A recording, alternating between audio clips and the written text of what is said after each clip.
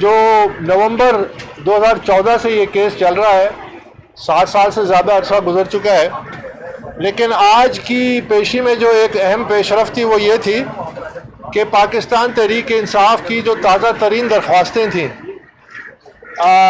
جس کا مقصد صرف یہی تھا کہ یہ کیس جو ہے اس کا فیصلہ نہ ہو سکے، اس کو مزید تاخیری حربے استعمال کیے، دو درخواستیں ڈالی تھی۔ اس سے پہلے 7 ریٹ پٹیشن کر چکے ہیں، درجنوں اپلیکیشنز فائل کر چکے ہیں۔ تو یہ تمام معاملات، یہ جو تازہ ترین اپلیکیشنز تھیں، یہ اس کی ایک اور کڑی تھی، کیونکہ اب یہ کیس اپنے حتمی منزل کی طرف، حتمی انجام کی طرف جا رہا ہے۔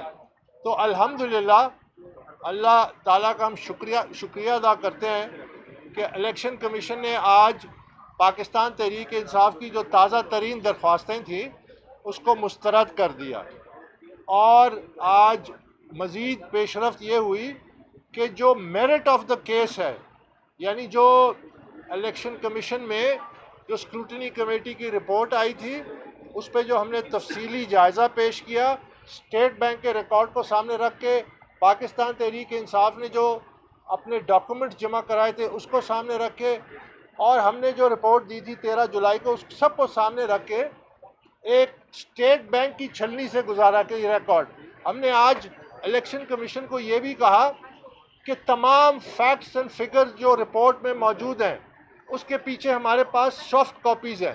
ہمارے چارٹرڈ اکاؤنٹنٹس نے تمام ڈیٹا جو ہے جو اسٹیٹ بینک سے آیا ہے اس کو سافٹ کاپیز بنائی ہے۔ تو ہر ڈالر جو ہم نے لکھا ہے کہ غیر قانونی ہے اس کے پیچھے ایک ریفرنس موجود ہے، اور وہ ریفرنس اسٹیٹ بینک کے ڈاکومنٹس ہیں اور پی ٹی آئی کے بینک سٹیٹمنٹس ہیں۔ تو یہ بڑا اہم ہے کہ ہم نے کوئی فرضی نمبرز نہیں گھڑے، ایک ایک ڈاکومنٹ کے پیچھے بیک اپ ہے اور وہ ہارڈ اینڈ سافٹ کاپیز میں موجود ہے۔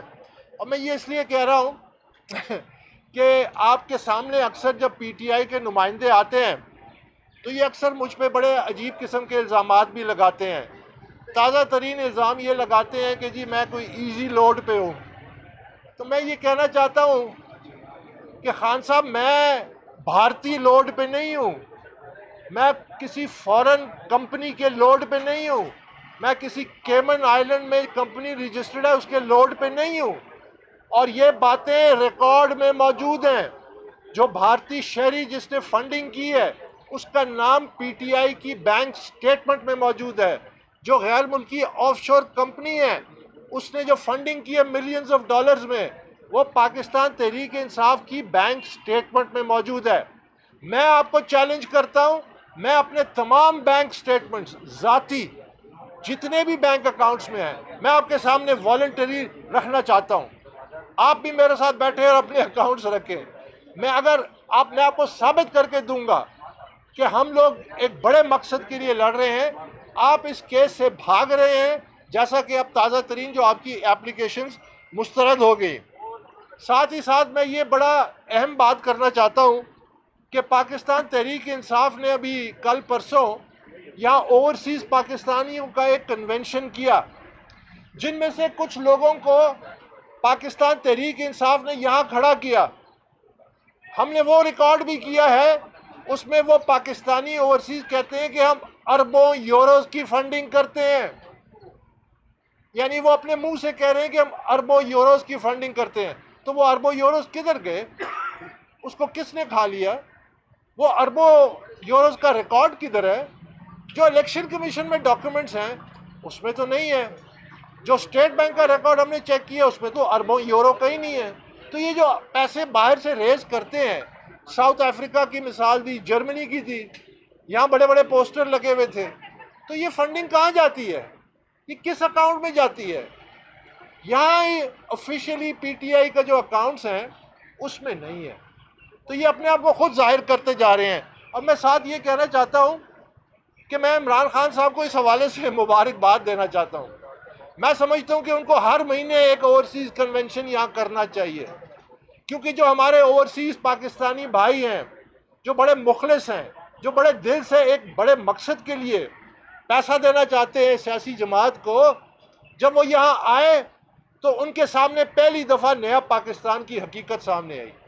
اور ان پاکستانیوں کے تبصرے آپ سب نے سن لیے ہوں گے سوشل میڈیا پہ.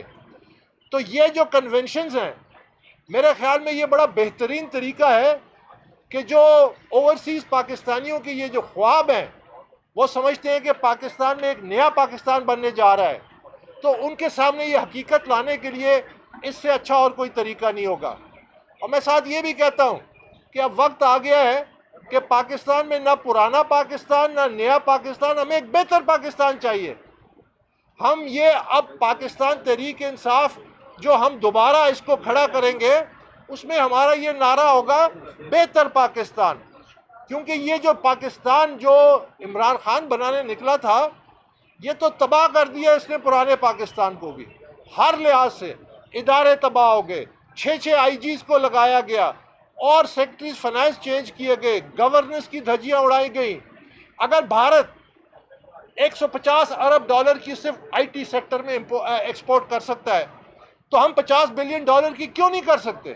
پاکستان ایک زرعی ملک ہے، ہم اگر اپنی زراعت پہ فوکس کریں تو ہم اتنی ایکسپورٹس کر سکتے ہیں کہ ہمیں نہ آئی ایم ایف کی ضرورت ہوگی نہ، لیکن اس کے لیے محنت کرنی ہے. ہم نے کیا اپنی انڈسٹریلائزیشن کی طرف توجہ دی ہے؟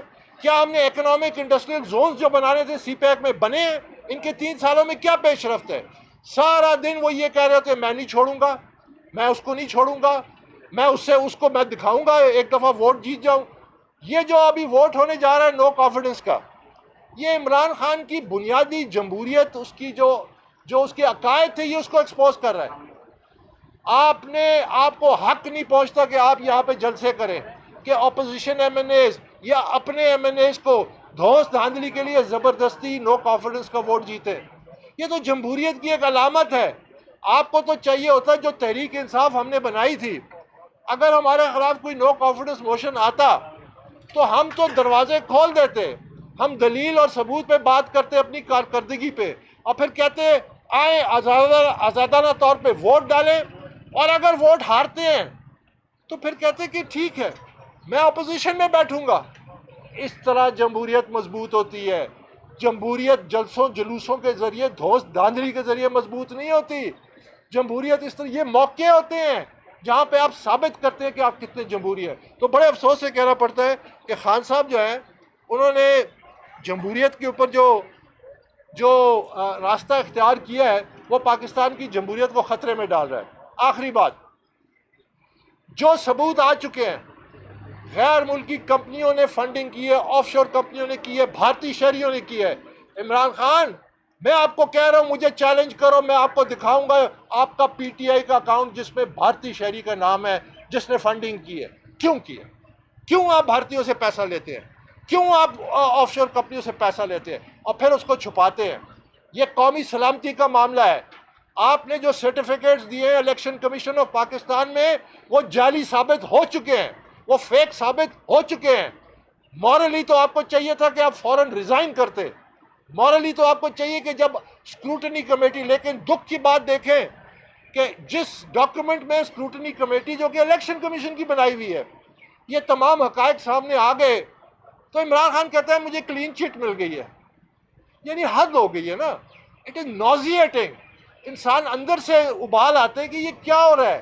پھر وہ کہتے ہیں میں نے 90 دن میں کرپشن ختم کر دی ہے، جبکہ ٹرانسپیرنسی انٹرنیشنل کہتا ہے کہ پاکستان اس وقت کرپٹ ترین ملکوں کی لسٹ میں چلا گیا ہے عمران خان کی حکومت کے نیچے 140ویں نمبر پہ. تو یہ ہم جو کرنے جا رہے ہیں یہ پاکستان کی سیاست کو بدلنے جا رہے ہیں. ٹھیک ہے یہ تاخیری حربے استعمال کر لیں، مارچ نہیں تو اپریل فیصلہ آنا ہے اور ایک نئی تاریخی رقم ہم انشاءاللہ کریں گے اور پاکستان کی سیاست میں ایک نیا اصلاح کا راستہ کھولیں گے کہ جہاں پہ سیاسی جماعتوں کے اندر کریڈیبل لیڈرشپ سامنے آ چکے، ورکر مایوس نہ بیٹھے ہوں کہ بادشاہ سلامت اوپر بیٹھا ہے جو مرضی فیصلہ کرے. تو یہ ہمارا مقصد ہے اور ہم اس کے اور آج قریب گئے ہیں. بہت شکریہ.